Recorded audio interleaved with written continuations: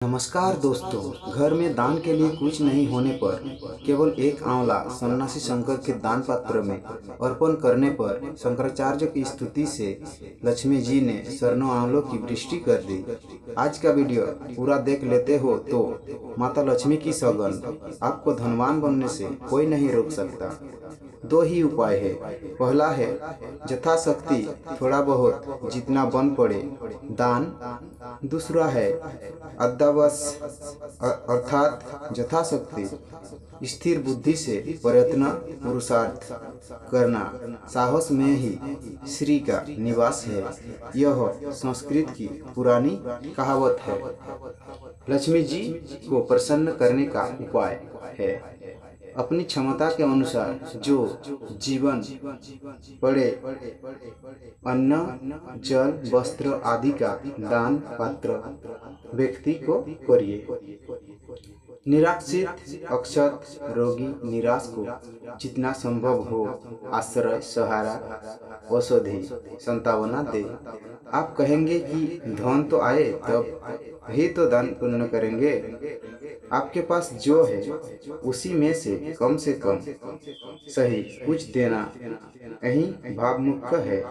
दान की मात्रा का महत्व नहीं है, भावना की मुख्य है।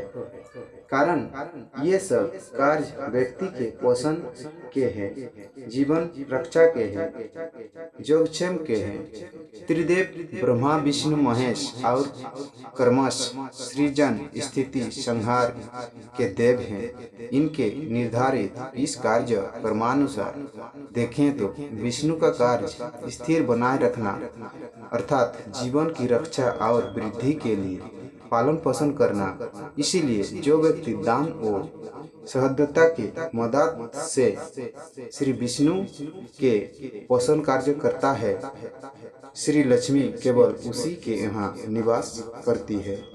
यह बात जितनी जल्दी समझ में आए उतनी ही शीघ्रता से लक्ष्मी जी का पदार्पण घर द्वार व्यवसाय में होने लगता है।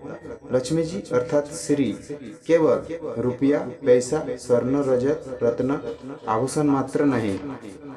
श्री अर्थात सद्गुण, यश, कीर्ति, सुखी, समृद्धि, परिवार, दाम्पत्य सुख, संतान सुख, यह भी श्री है, लक्ष्मी है। नाम के साथ श्रीमंत, श्रीमती जोड़ने के पीछे कुछ ऐसे ही भाव रहा होगा। आरंभ दान की भावना पर यह लोक प्रसिद्ध आख्यान है। सन्यासी आदि शंकराचार्य जब भिक्षा मांगने एक गृहिणी की द्वार पर गए तो उस गृहिणी के पद भिक्षा में देने के लिए कुछ भी नहीं था, तो उस गृहिणी ने घर में रखा एक आंवला ही सन्यासी के पात्र में रखते हुए कहा, देने के लिए आज तो घर में केवल आंवला ही है। यह देख सन्यासी शंकर का मन द्रवित हो गया। उनसे हृदय से यह गृहिणी की सहायता याचना रूप में लक्ष्मी जी की स्तुति कनकधारा स्रोत बनकर निःसृत हो उठी। अंग हरे पुलक भूषणमाश्रयन्ति मृगांग नेव मुकुला भरनाम तमलम। और देखते ही देखते उस ब्राह्मण गृहिणी का घर शरणों के आमलकी के फलों से भर गया। दरअसल आजकल उपाय उपाय उपाय की टेर हर तरफ से सुनाई देती है। इसी के साथ जुड़ा है शॉर्टकट अर्थात आसान तरीका, जैसे हल्दी की गांठ लेकर यह करे वह करे, अथवा घर के इस या उस कोण में यह रखे वह रखे। इनकी इस लंबी सूची में रोज ही ज्योतिष वर्ग कुछ जुड़ता रहता है। उपाय बताने वाले को सहस्र प्रशंसा और फलवार तुरंत मिल जाते हैं। जरूरी नहीं कि श्री सूक्त कनकधारा स्तोत्र का संस्कृत में पाठ करने से ही श्री लक्ष्मी जी का पदार्पण होगा। पाठ तो करे ही करे, पर साथ में नित्य या जब भी जहाँ भी जितना भी है दान करें। दान के विषय में कहा गया है कि पहला दान अपनी क्षमता के अनुसार ही देना चाहिए। इसीलिए धनिक पड़ोसी के दिए गए दान से तुलना कर दुखी ना हो। दूसरा, दान विनय पूर्वक देना चाहिए। तीसरा, दान श्रद्धा पूर्वक देना चाहिए। तैत्तरीय उपनिषद में दान पर कहा गया है वह काबिले गौर है। श्रद्धया देयम अश्रद्धया अदेयम, श्रिया देयम ह्रिया देयम। तैत्तरीय वल्ली। एक अनुवाद 11। श्रिया यानी अपनी आर्थिक स्थिति अनुसार, ह्रिया यानी लज्जा पूर्वक।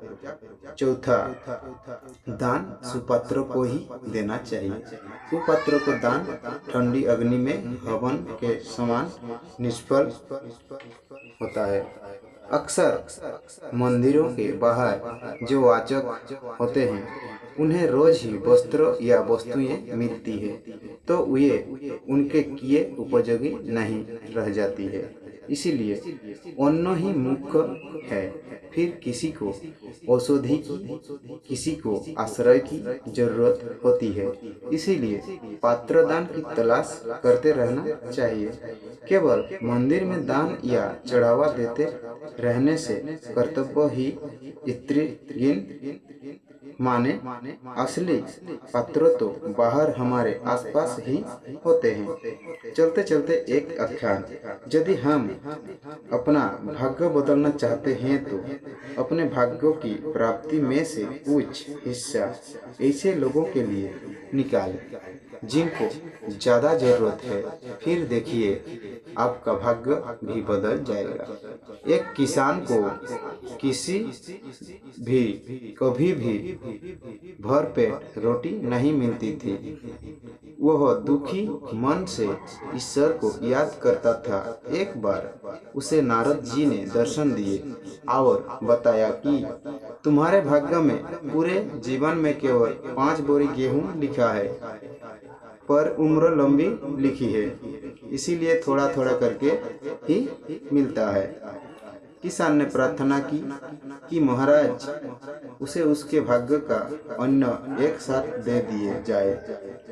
उसे विधाता से 5 बोरी अनाज मिल गया। किसान ने व्यवस्था करके एक ही दिन में 5 के अनाज की रोटियां बनवाकर गरीबों के अक्षत जनों में बांट दिया। तो अगले दिन उसके यहाँ 5 बोरी अनाज विधाता ने भिजवा दिया।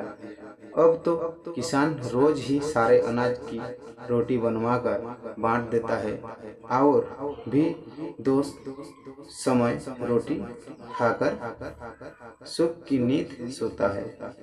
कुछ माहों बाद नारद जी फिर पधारे तो किसान ने दंडवत प्रणाम करके कहा, महाराज, कहा तो विधाता ने केवल 5 बोरी या अनाज की जीवन भर के लिए लिखी थी, पर अब रोज ही 5 बोरी अन्न कैसे मिल रहा है?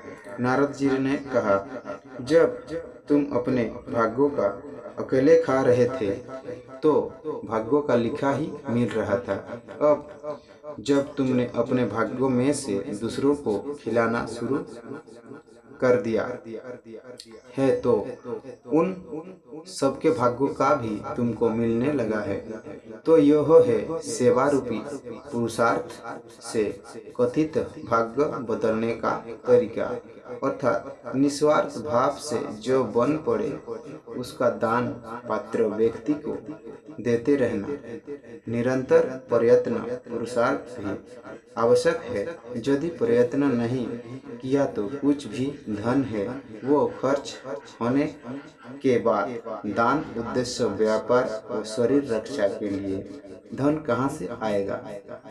आकाश वृत्ति अर्थात ऊपर आकाश में ईश्वर है वह देगा, ऐसा सोचना है केवल त्यागी सन्यासी के लिए ठीक है जो निरंतर ईश्वर चिंतन में लगे हैं।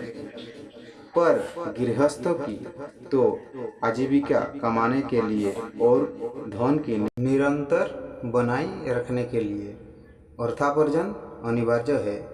चारों पुरुषार्थ में भी धर्म के बाद अर्थ, फिर अर्थ से ही कामना सिद्धि और फिर चौथा पुरुषार्थ मोक्ष की आकांक्षा करना, यही मनोविज्ञान समस्त क्रम है।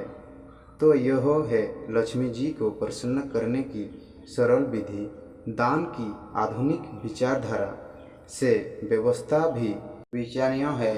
आधुनिक समाजवादी साम्यवादी चिंतन की दृष्टि से विचार करें तो इस प्रकार के दान भाव में एक शांत पर प्रभावशाली समाज व्यवस्था निहित है। व्यक्ति और समाज के बीच जो दंड है वही विमर्श की जड़ है। इस सेवा भाव से सभी वर्गों को दायित्व बोध रहता है। ट्रस्टीशिप भी भावना आती है। वह सोशल इंजीनियर में एक सीमा तक मदद मिलती है। आपका क्या विचार है कमेंट में ज़रूर लिखिए। वीडियो अच्छा लगा तो लाइक करें। चैनल को अभी तक सब्सक्राइब नहीं किया तो चैनल को भी सब्सक्राइब कर लीजिए। धन्यवाद।